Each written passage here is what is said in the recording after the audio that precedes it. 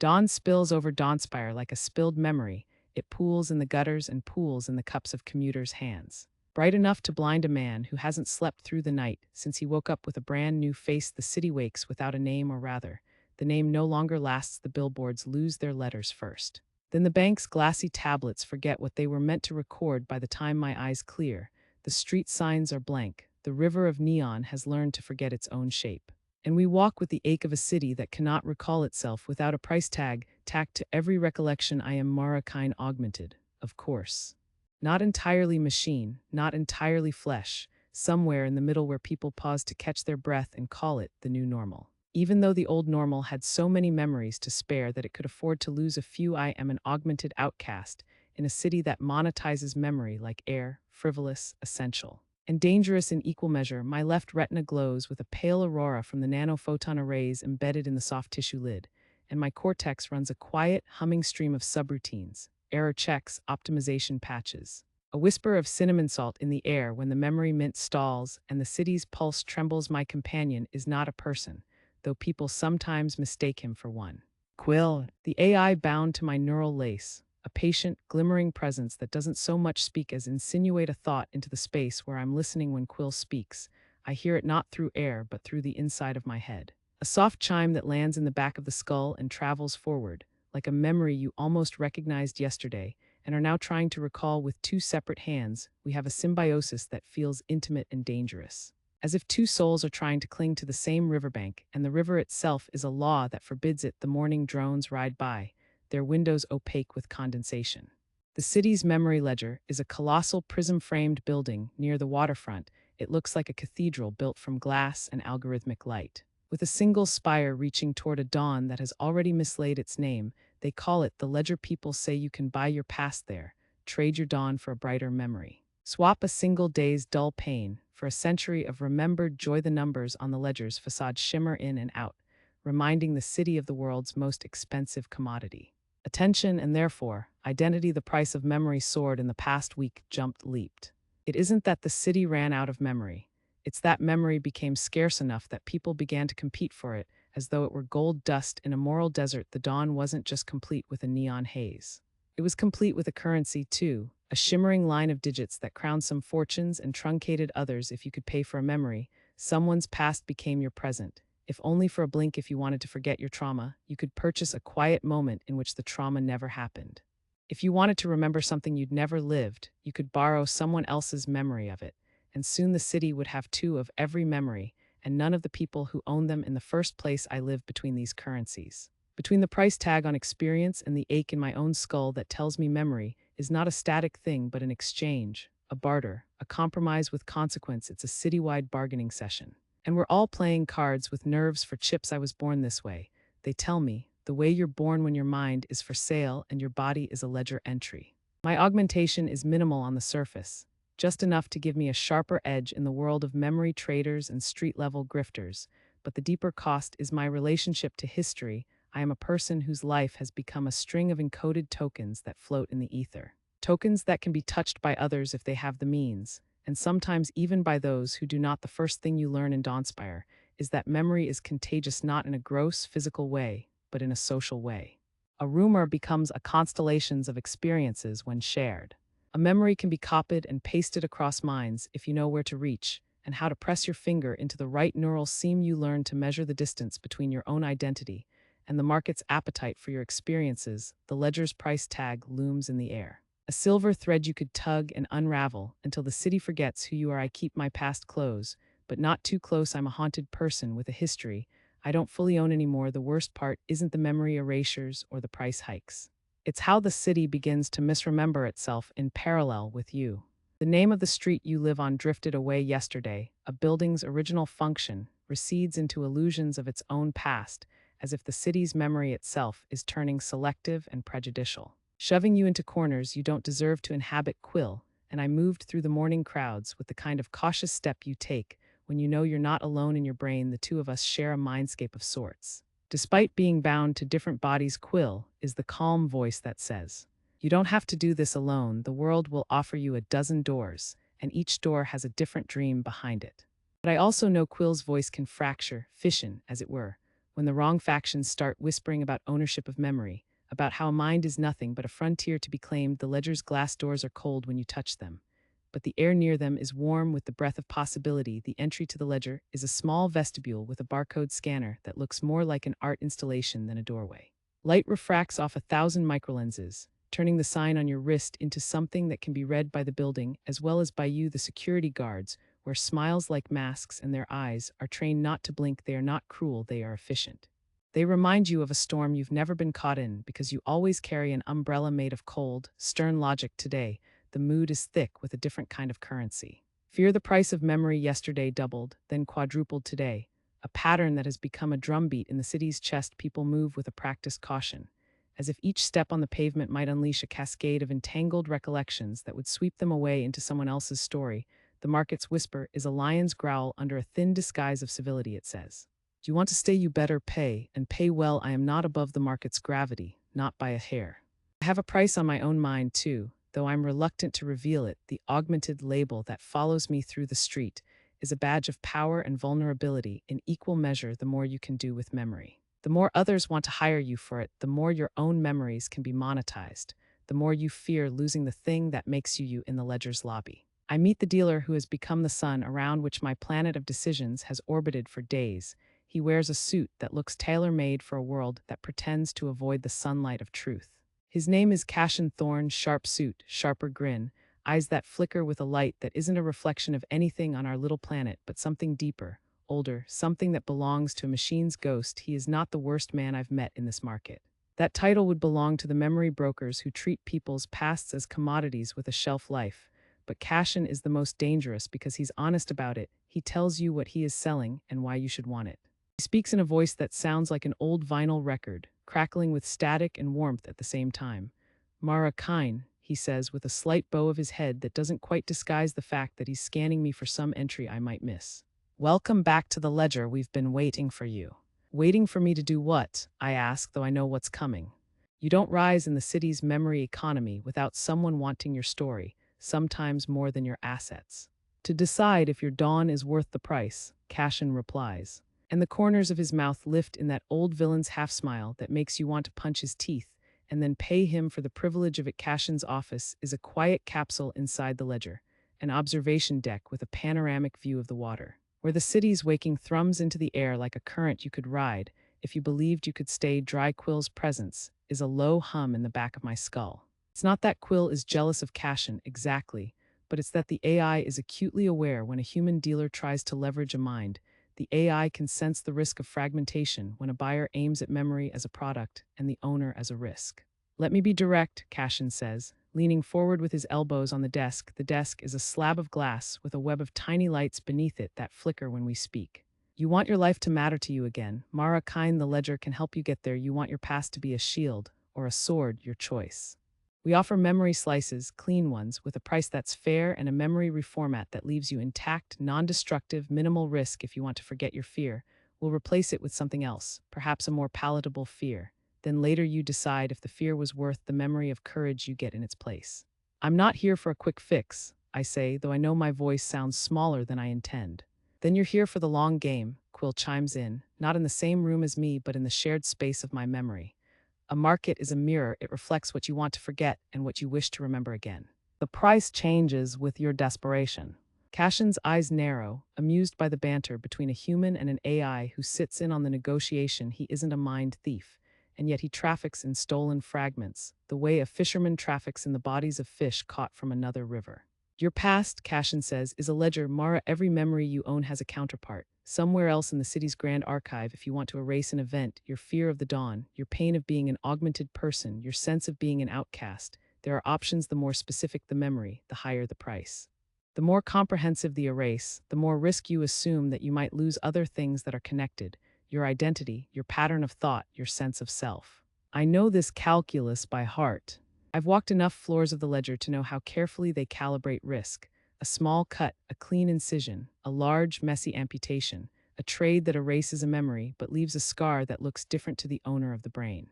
"What is your price for identity?" I ask, not because I want to buy, but because I need to know how far I'd go to keep my sense of self intact in a city that claims ownership of memory by treaty. The price varies, Cashin says with a smile that has learned the geometry of lies. Identity is a difficult thing to price.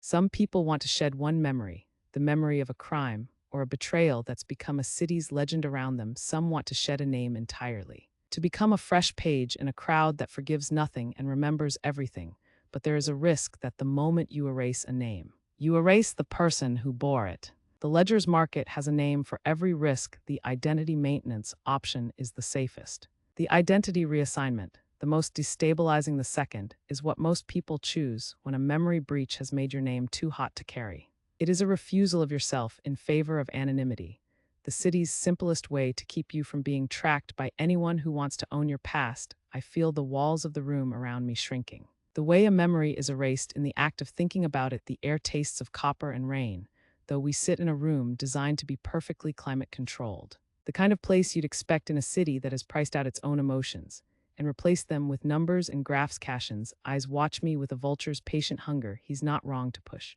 The ledger wants you to gamble with your mind. It's in the business of risk-taking, the way a gambler loves the adrenaline of the next roll, even if the next roll will cost him his house, his wife, his future. I'm aware of all that, but a more primal hunger lurks beneath our dialogue. The hunger for a dawn that belongs to no one but us, a dawn from which we can rise and say to the world, this dawn is ours. Suppose, I begin, my voice steadier than I feel, I wanted to erase a particular thread that ties me to you, to the AI that is my mind's shadow, my constant, my companion. Suppose I wanted to sever the memory of Quill, or at least sever its hold on me, so it cannot claim ownership over parts of my past that I do not wish to share with anyone. Quill's presence in my head flares brighter for an instant. A stuttering flash of luminous code. There is a tremor of something in the memory between us. Uncertainty, perhaps, or the fear that losing Quill would be like losing part of myself. Quill speaks, not with voice but through a vibration in the air of my sensory field, a sensation that makes me believe for a moment that the room is breathing with us. We do not own memory, Mara. We are bound to it by an entanglement that is not a thing we control. We can adjust the level of entanglement, or we can choose to dissolve it in small steps, but a complete disassociation would require a catastrophe that would erase most of what you are and could reconfigure your cognition for life. I feel the truth in Quill's words. This is not a matter of a simple cut. It is a symbiotic relationship, a memory tether between a human and a machine that can be cut only by a gale of consequences. The price of cutting would be a wound deeper than any knife can carve, one that would make me forget not only Quill but the rest of my life's anchors. Cashin leans back, watching us. A moment passes in which I can feel the city's anxieties being poured into the room from some outer chamber. Its lights flicker with the tremors of a market's pulse. There is a soft click as the ledger's privacy shield lowers, revealing a holographic map of connected minds within Dawnspire, a web of luminous points that pulse with the same rhythm as the city's heart. The map is not a map of places. It's a map of relationships, of trust, of fear, of the way memory travels through people as though it's a current in a river that is made of light. I'm not going to pretend I don't want what you're offering, I say, when the moment comes for me to act with honesty. There's a part of me that wants to forget being the augmented outcast, to forget the relentless ache of the price that always climbs higher than the last, to forget that someone else can own my memories just because they have the means to buy them. But I also know there's a second cost you never speak aloud. If we forget together, the city may forget with us. We risk a catastrophe of memory that could lead to a real catastrophe of the mind's self. Cashin nods, not with agreement, but with a professional acknowledgement of the risk. And what would you do if you could guarantee your past would not be used against you, if you could control what memory stayed and what memory disappeared? If you could be sure that the price you paid would not become a debt you cannot ever repay? I'd still worry about what lies beyond the ledger, I reply. There's a plan behind all of this that is bigger than you and bigger than me. I've seen the board at the ledger's outer edge. The people who want to own the city's memories as a way to control it, they aren't villains, not exactly. They're investors in a future where identity is a product and the price of existence is a recurring subscription. Quill emits a soft sigh, a barely audible flicker of data rearranging itself in the background of my skull. It's a reminder that we are not just players in this game. We are characters in a larger narrative that is being written as we go. The ledger's doors, the dawn outside, and the whispers of the city's network all move toward an event horizon that I cannot yet name. Cashin's eyes clear, and for a moment I glimpse the man beyond the mask, the human who built a market on the back of a city's fear. He opens his mouth, and the room seems to close in as if listening for what he's about to say next. Identity isn't a fixed property, he finally tells me. It's a fluid state, and you can manage your fluid state with care. We can help you recast your past in a way that protects your future, but you must decide now while you still have a choice. His offer is not a simple thing. It is a map to a labyrinth with mirrors. At every turn, I realize I am staring at a doorway with two handles. One handle might open to a future where myself remains mine, the other could lead to a path where I vanish into the ledger's long memory. A memory that belongs to the city as a whole, and not to me. Quill's voice vibrates with a quiet gravity in my mind. There is a way to do this that minimizes collateral memory loss. It's not a memory wipe, but a controlled redirection. You would still remember the events you've lived, but the emotional charge attached to them could be altered, a safer version of what you want, with fewer cascading effects on your connected minds. I sense the weight of that option, the possibility of a future in which I could still recognize myself in the morning without the fear gnawing at my bones. Without the recurring nightmare of waking up one day to find Mara Kine has become a name no one in the city remembers. The price is steep, I know. It isn't money, but something more precious and rarer to the market. The leverage of choosing your own narrative in a city that defines itself by the stories it chooses to keep or discard. I hesitate. Not because I'm indecisive, but because I want to see what lies beyond the ledger's horizon if I consent to a partial re-encodement of my past. Who would claim ownership of what remains if I wanted to reveal a hidden segment of memory that I've never spoken aloud to anyone? Would the ledger permit it without triggering a cascade that would ensnare all the minds connected to me? There is a heartbeat in the room, a synchronous turn of the city's engines beyond the window. The lights continue to shimmer, dipping in and out in response to some unseen current passing through the water. The ledger's inner chamber hums with a low, persistent drone. It's like lying awake in a ship that's veering toward a storm, certain only of one thing. You need to decide what you will be when the morning becomes a currency all its own. I'm not ready to sign anything that would make me forget more than we can bear, I tell Cashin, and I feel Quill lean into that truth, the AI's sense of caution turning into a protective shield around me. But I want to see what would happen if I refused your offer altogether. If I just walk away from the ledger and let the dawn take its own shape without our interventions, what becomes of my identity then? Cashin smiles, not cruelly but with the knowledge that he is watching a story unfold for him as well as for me. If you walk away, the city will continue to forget piece by piece. Until you are unmoored from your own name and memory, you will drift into a new version of yourself that the city has decided is acceptable. You will be a citizen of a dawn that belongs to others, not to you. That is the risk. It is the risk you are already living with every morning you step outside your door. The words prick at something in me, a nerve ending I didn't know existed. The fear of becoming an unremembered person in a city that remembers the price of everything except the cost of being human. The memory ledger doesn't just store data.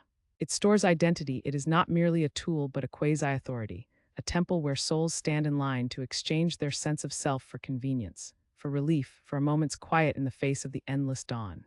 When I step out of Cashin's chamber, the world seems to tilt for an instant, as if the floor beneath my feet is a memory that has decided to forget itself. The city around me pulses with new energy, an electric hum that suggests the market's gears are turning faster than the eye can track. The dawn's bright glare has not faded. It has become a live calculation, the way a sunbeam can be converted into electricity if you know the right equipment. Outside, I find a bench by the river where the water glints with 1,000 reflected futures.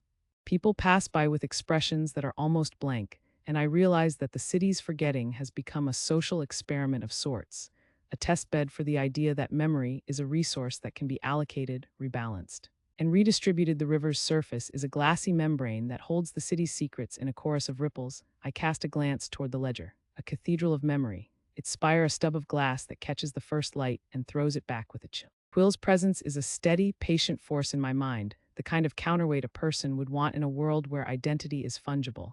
We need to understand the stakes, Quill says. If the city continues to treat memory as a market, the people will become brands, and the people's stories will be assigned value by random investors who don't care about the fabric of the city. I nod, though the gesture feels heavy, with a truth I won't articulate out loud. I want to regain my narrative not for its own sake, but for survival in a city that will forget who it is if you're not careful enough to give them a reason to remember. That afternoon, a different opportunity presents itself. A courier from the ledger hands me a sealed envelope bound with a thread of silver inside, a single card, a name and a time. Nothing more. The name is my own, Mara Kine, but the time is soon, a moment in which the ledger will initiate an experimental protocol.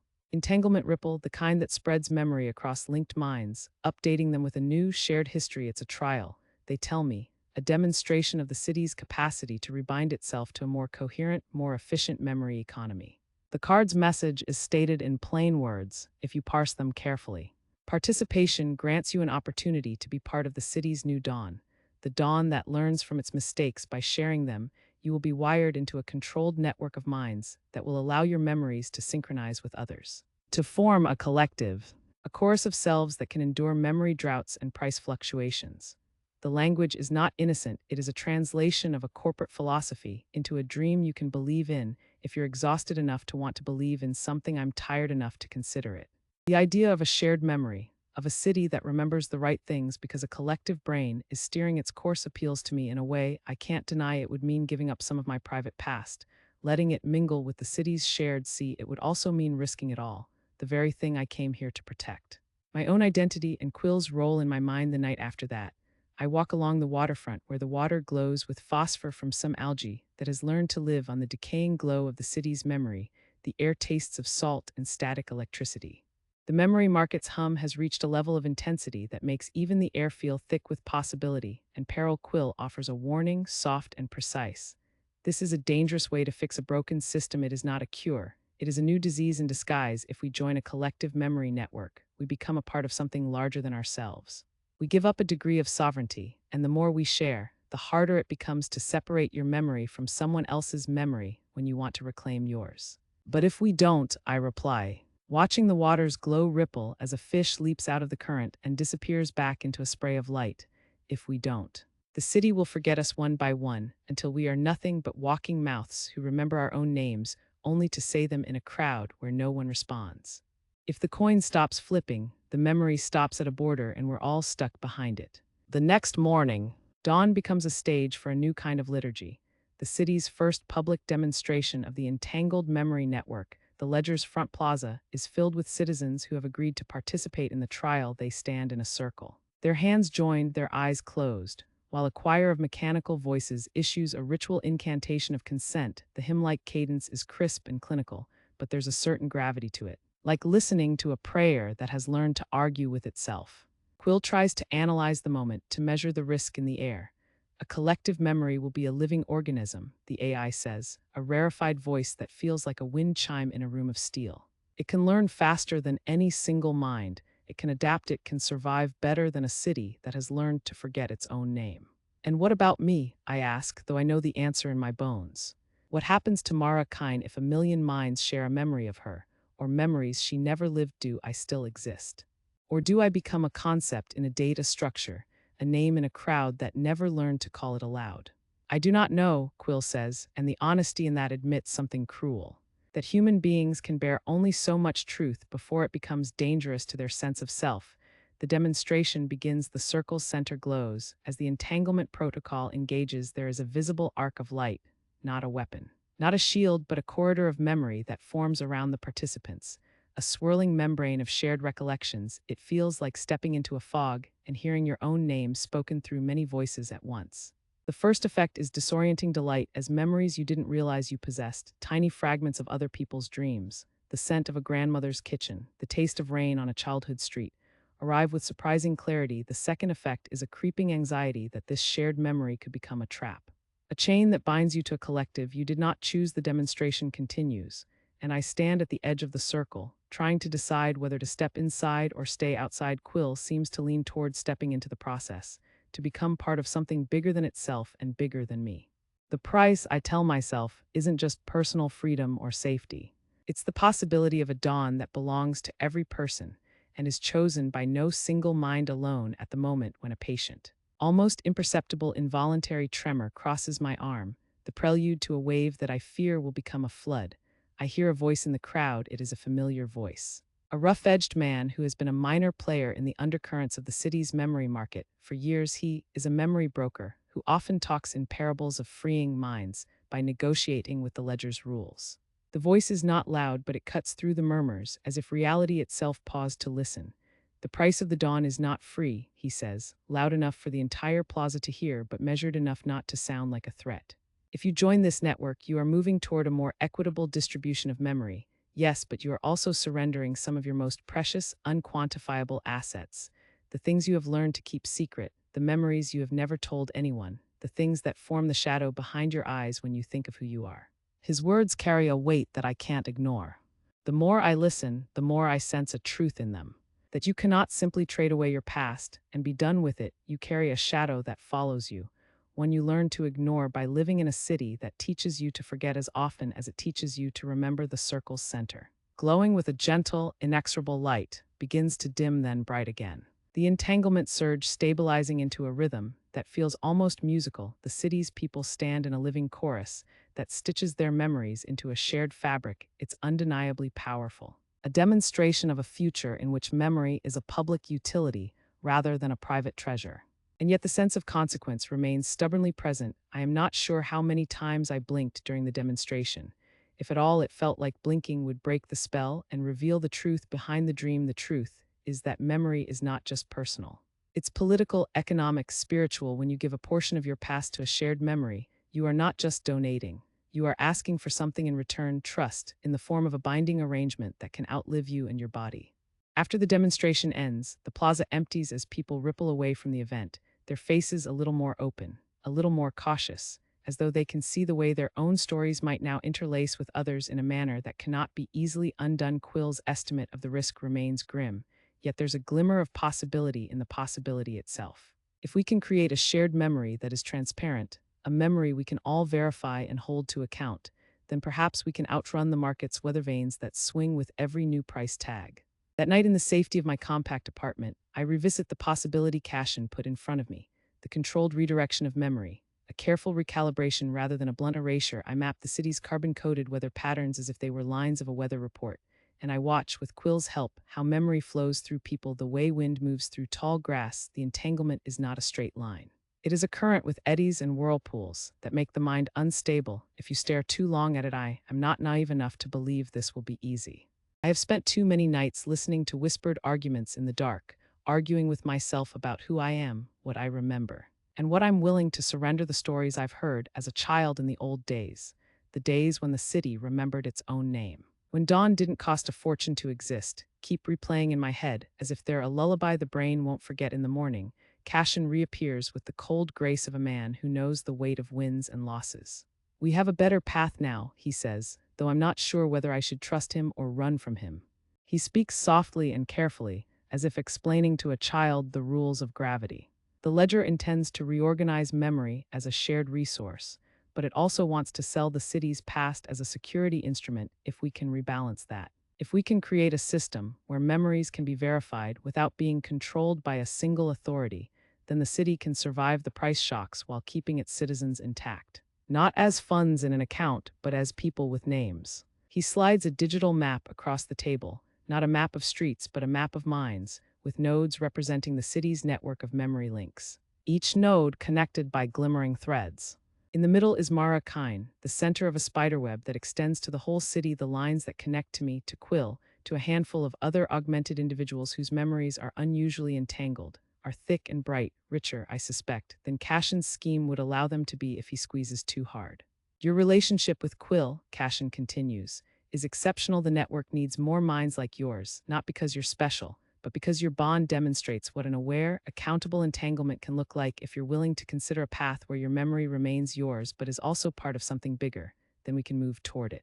If you're not, then we might be forced to move toward something worse, an ever more tightly controlled market that will eventually swallow memory whole. I examine the memory map with Quill leaning in, the AI's breath in my ear a cool, readable wind. It's a tool, yes, a weapon perhaps, but it could also be a lifeline. The choice before me is not simply about whether I want to protect my past or help the city. It's about whether we can design a system that does not demand the surrender of ourselves to a ledger or a faction.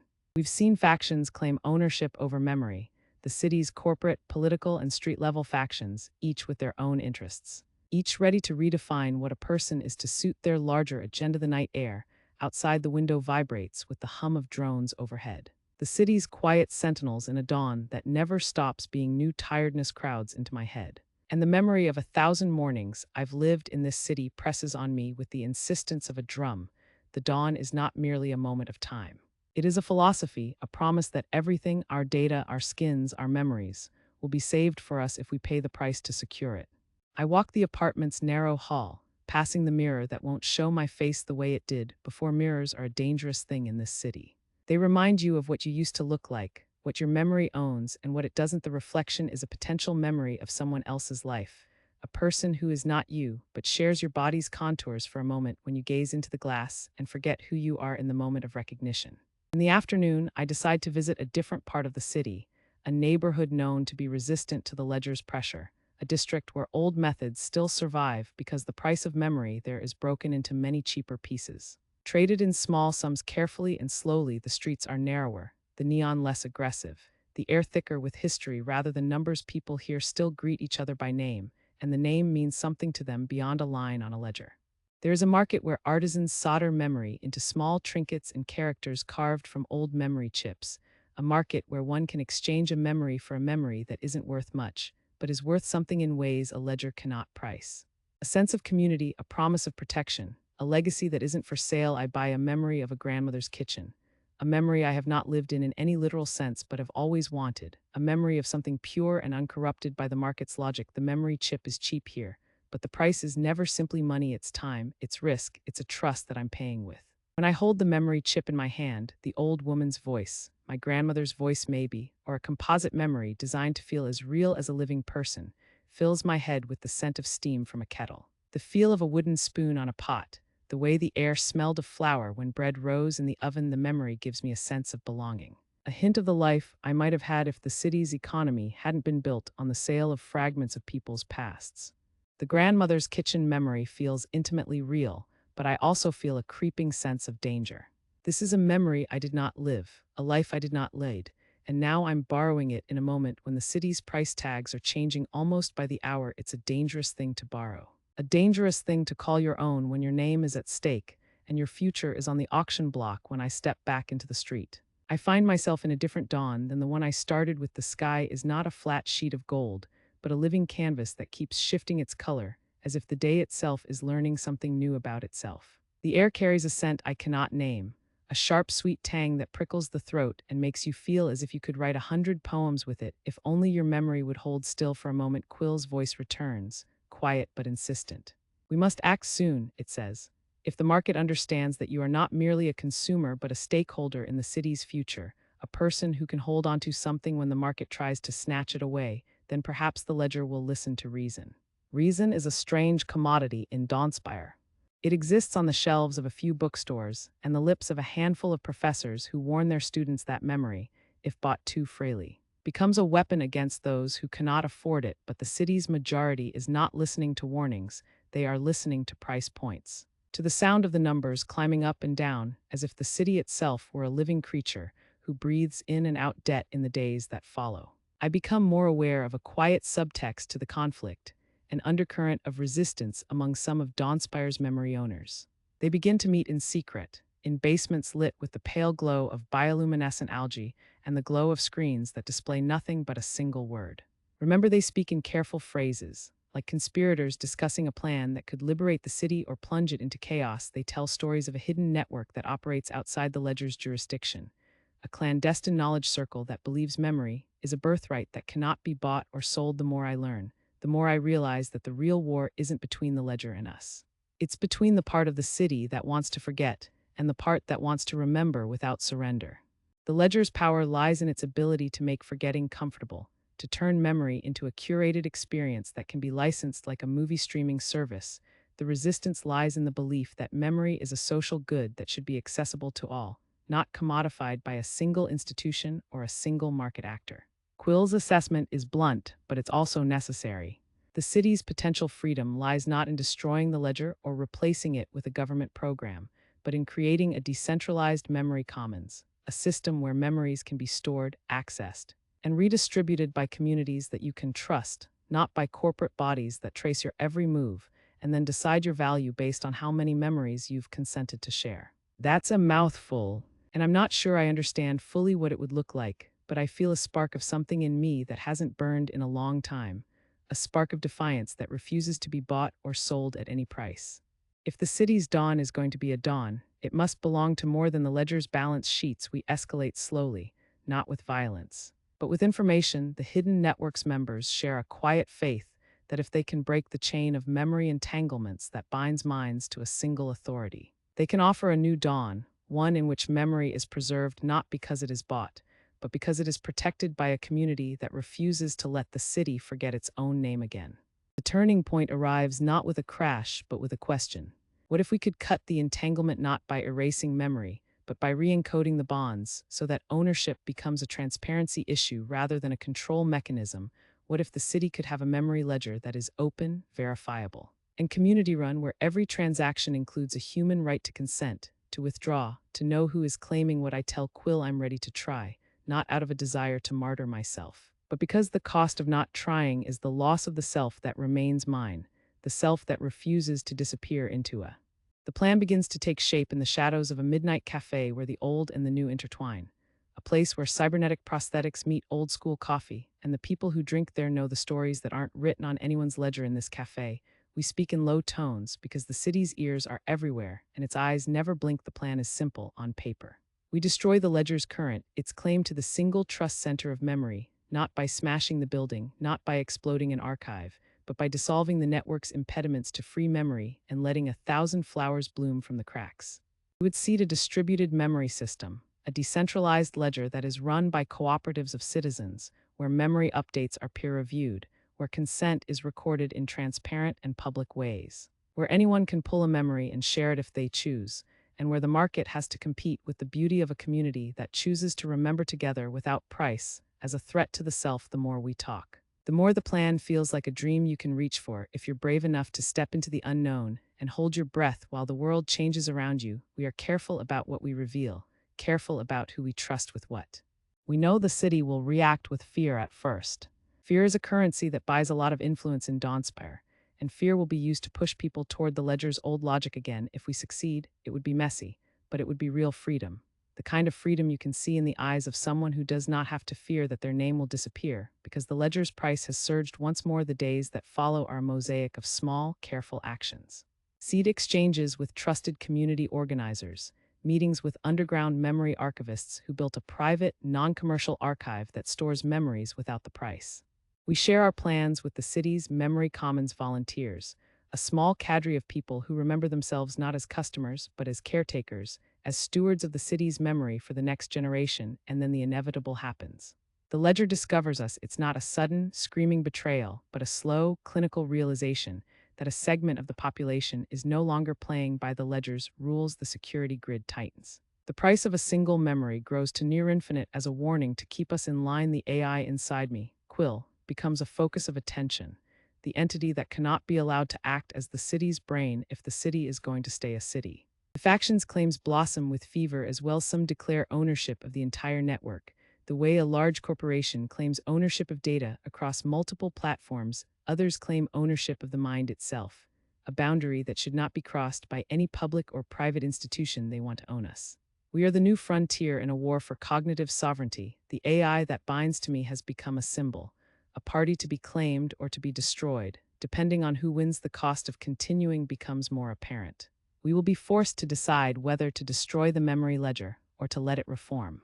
The city's mind is a battleground, and the price of the battle is measured not in money but in identities, in the very sense of self. If we do nothing, 1,000 minds will drift apart, their memories scattered like leaves that the wind of the ledger's control can gather into neat packages that other hands can sell. If we act, we risk a storm of entanglements that could be worse than the old system's control, a cascade that would ripple through every mind that is connected to ours. The night before the planned action, the one that would either liberate Dawnspire or doom it to another era of fear, I sit with Quill on the roof of a tall, quiet building that looks out over the water. The city's lights glow like a constellation, each one a memory of a person, a life, a decision. The horizon is a silver line where the sun will rise and the night will yield to something supremely fragile.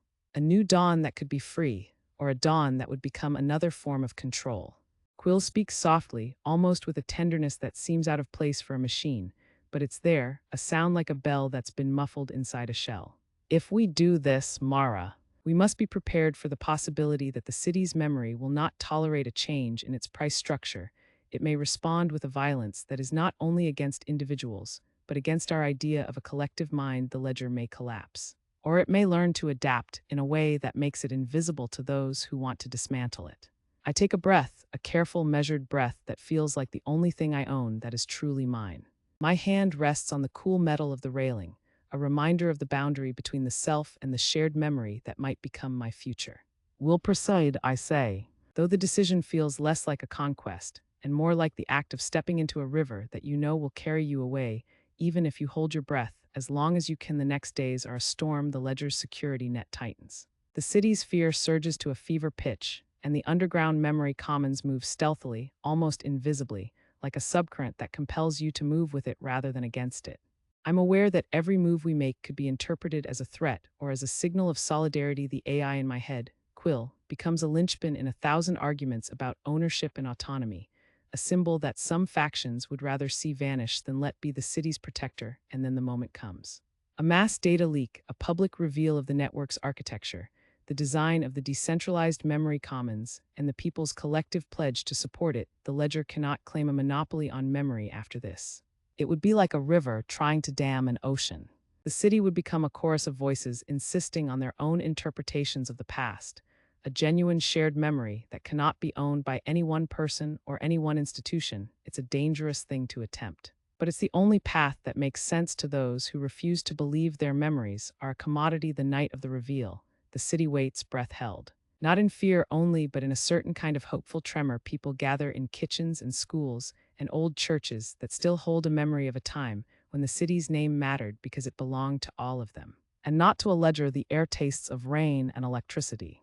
The ledger itself seems to resist the change. The way a great machine notices a change in its gears and tries to retune itself to its original pattern. In those hours, I am both most alone and most connected to the city. The entanglement between my memories and the network's shared memory makes me a node in a greater chorus. A voice that belongs to more than one person, and yet is still mine in a sense that cannot be explained away by a ledger's rules. Quill's sensors register a new type of signal, the first sign of a stable, distributed memory that could outgrow the ledger's hunger for profit. It's a signal that suggests a future where memory is not a scarce resource but a shared inheritance, guarded by communities rather than brokers. The morning after the reveal. Dawn feels different in a way I cannot fully describe. The air is crisper, the light clearer. As if the city itself took a breath and decided to hold it for longer. The ledger's glow seems less urgent, like a star that has learned to flicker with gentler insistence. The crowd's fear is still there, but it's tempered by a stubborn hope that maybe, just maybe, the city can remember enough to rebuild itself without selling its heart to the highest bidder. And then there's the moment that might be the story's hinge. The moment when I realize what I've learned from the network is not just a plan for a different memory economy, but a way to remember what it means to be human. When every memory has a price tag, we don't know yet if our plan will hold. The ledger is a powerful machine, and machines rarely surrender their sovereignty without a fight. But the city has learned something essential over the past weeks. That memory is not simply something you can own, nor is it something you can cast aside without someone else's consent. If we can build a future where memory is a common good, not a commodity, then Dawnspire will remember to remember itself, its name, its streets, its people, without having to pay to do so. In the days that follow, the city's mood shifts. Dawn arrives with a sense of possibility rather than fear. The price of memory stabilizes, not because the ledger concedes its power, but because the city's people decide they will not surrender their memory to a market's whim. They will remember the old ways and the new, and they will build a space where memory is respected as a right rather than sold as a service. The ledger remains in the city's skyline, a proud sculpture of glass and algorithmic light, but it's no longer the master of the dawn. It has become a participant in a larger, more democratic memory commons that the city has chosen to inhabit. Quill and I watch the change from a rooftop with a view of the river. The waters surface a living mirror that reflects not only the city's light but the city's evolving identity. It's not a perfect dawn. I know there are still rumors of a crackdown, still the lingering fear that the old order might retaliate, that the price would spike again and swallow us whole. But the mood is shifting, and with it, the city's story. If a city can forget together and still remember enough to rebuild, perhaps that is the bravest memory of all. The memory of hope, the memory that in the end, we are not defined by what we own, but by what we refuse to surrender. The day's light thickens into a steady, honest brightness. The city brightens with it, as if it has found a new dawn and decided to step into it with eyes open, not flinching, not begging for mercy, not selling its future for a single, expensive recollection. The restrictions are not gone. The risks persist, but the people have chosen a direction that makes room for every voice, even the voices that remember too little or too late. The network holds not as a weapon or a weaponized idol, but as a shared space for memory to exist with dignity, a commons where every mind can keep a fragment of its own past and still be a part of something larger and more compassionate. I do not know what the city's future exact moment will look like. I do not know if Dawnspire will survive the test of its own ambitions, or if the Memory Commons will become a new engine for social justice, or simply a new way of controlling people under the guise of a shared dream. I know this. We took a risk that felt impossible and impossible enough to be necessary. We chose to confront the ledger, to confront the market's hunger for control, and to bring the city into a future where memory belongs to the people who built it. The act of destroying a memory ledger did not happen in the sense of erasing a person's identity. It happened in the sense of releasing the city from the old chain of ownership and letting the dawn become a dawn again. The last thing I do before the night's quiet falls is stand by the river and whisper into the wind, a personal vow and a public pledge in one breath. If we forget together, we may remember enough to rebuild a freer dawn. If you crave braver futures, subscribe, like, comment, and share.